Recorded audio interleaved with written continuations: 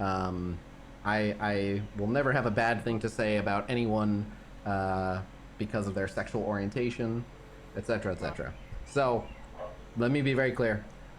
I think the fact that Negasonic is a lesbian makes her more awesome. Uh, that said, if you only tuned in and heard some of these names that you're about to hear, you might get the wrong idea. So, A, Red Leg started it, and B, we were just trying to make each other laugh.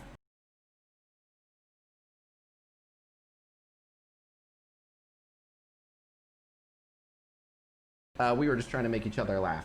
But so, having said that, again, uh, yeah, this is to make people laugh. It does not bother me at all that she's a lesbian. In fact, I think it's pretty awesome. But yeah, okay. We all good? Okay, prepare to freak out.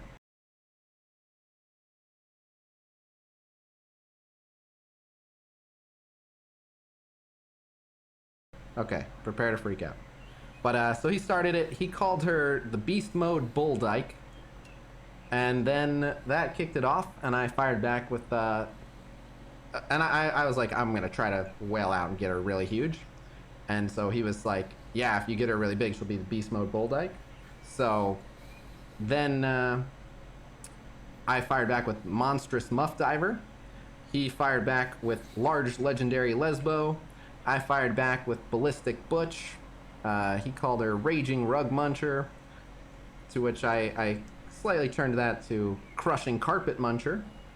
And then some of his, by the way, not that creative. I tried to make each one pretty distinct, but so he has some repeats. But he went with Burning Butch Bitch.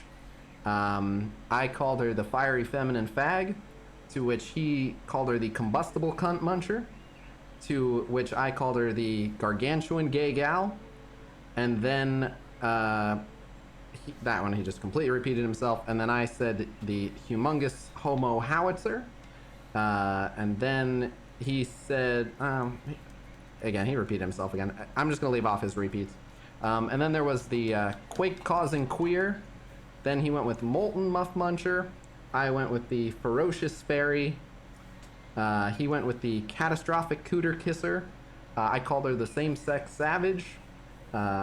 He called her the Pyromaniac Pussy Pile Driver, to which I tweaked to the Pussy Preferring Panzer.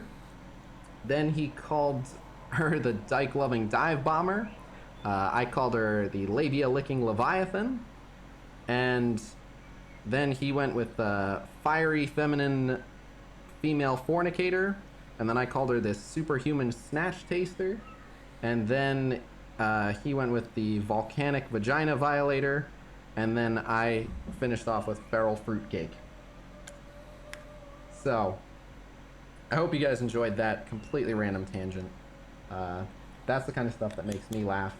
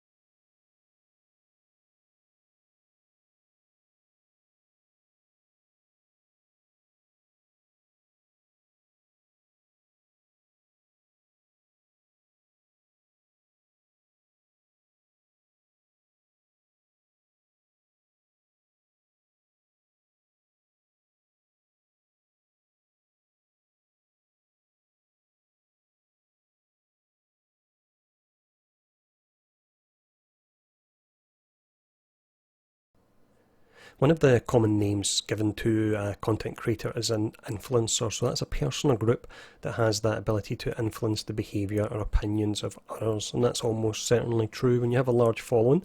The majority of that following will look up to you and they will respect you. So that may be the language you use, it'll be the attitude you have.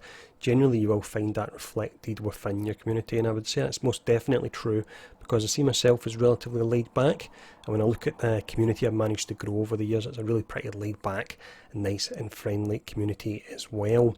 Now, the language that you use, the attitudes that you have, they do become normalised within the community that you do actually grow.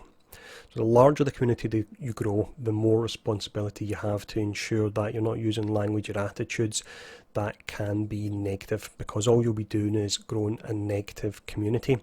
Now, I don't in any way believe that casinos are racist, a misogynist, or a sexist. I've seen various people call them that. I've seen various people ask for him to be, or call for him to be, cancelled as well. Cancel culture is something I strongly disagree with.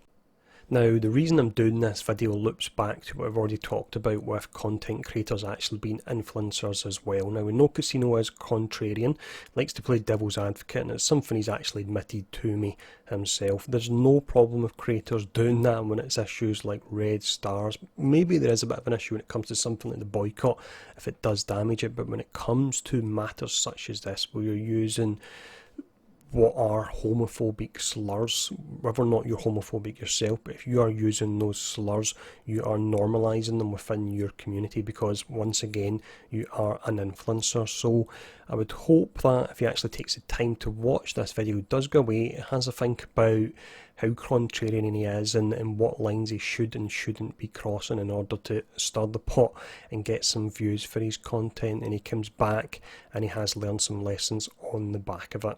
I will just finish up by saying as well that I don't want this video to be used in any way to actually pile it up on him. That's something that I'm also not a fan of, but I feel that the behaviours he's shown had to actually be broken down and shown off, and hopefully when he does see those behaviours and how abhorrent they actually are, once again he'll go away, he'll have a think, and he'll come back a better person as a result of it.